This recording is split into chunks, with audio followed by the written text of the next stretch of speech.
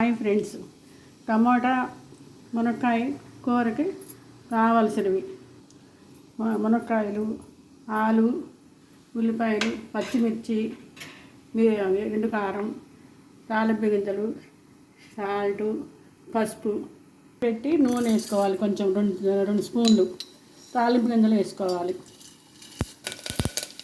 ఆలు ముందు వేసుకోవాలి, వేసుకోవాలి, వేసుకోవాలి. తర్వాత ఉల్లిపాయలు 2 సార్లు కుదించాలి. ఇట్లా పసుపు కొంచెం వేసుకోవాలి, సాల్ట్ ఇలా. తర్వాత టమాటా ముక్కలు వేసుకోవాలి. ఇట్లా